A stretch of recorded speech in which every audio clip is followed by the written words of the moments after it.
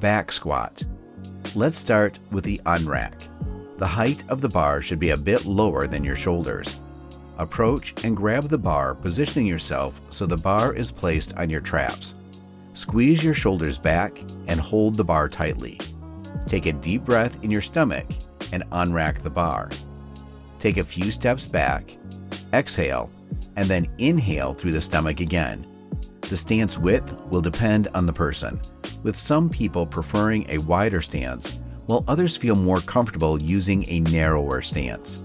The same goes for the direction in which your feet are pointing too. They can either point directly in front of you or slightly open outward. You should experiment and see which combination suits you best, where you feel the strongest, and where you can achieve the best depth. Holding your breath, begin the exercise. Your hips should start the movement, but the knees should follow shortly after. Squat down to your deepest point while keeping your back perfectly straight. You don't have to go down all the way, but try to at least go below parallel. If you can't do that, there are some alternative exercises at the end of this video that will allow you to hit proper depth. Hold the bottom position for a split second and then go back up.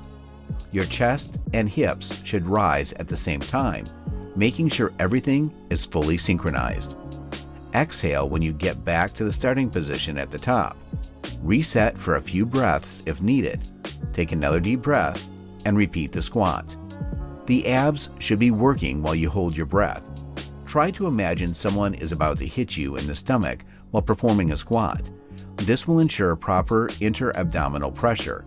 Your knees shouldn't cave in at any point during the squat. Yes, your knees can go over your toes. Just make sure you aren't lifting your heels off the ground. Your weight should be spread evenly throughout the feet. Common mistakes: knees caving in.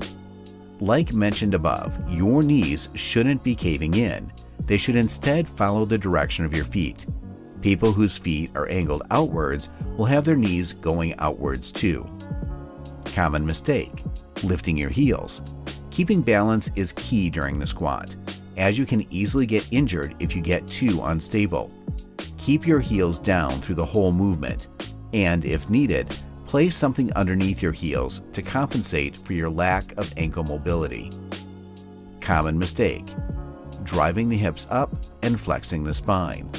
Although these two mistakes can also be seen done separately from one another, both of them pose a risk for your lower back. Your chest and hips should rise simultaneously when ascending during a squat. If you tend to the problem of lifting your hips up first, try excessively opening up your chest during the squat to even out the speed during the ascend. If your spine flexes while doing the squat, you're either too weak for the weight you choose, or you aren't engaging your abs properly during the squat. Alternatives: goblet squat. Hold the dumbbell or kettlebell close to your chest and squat down. Everything we mentioned before about the squat technique still applies.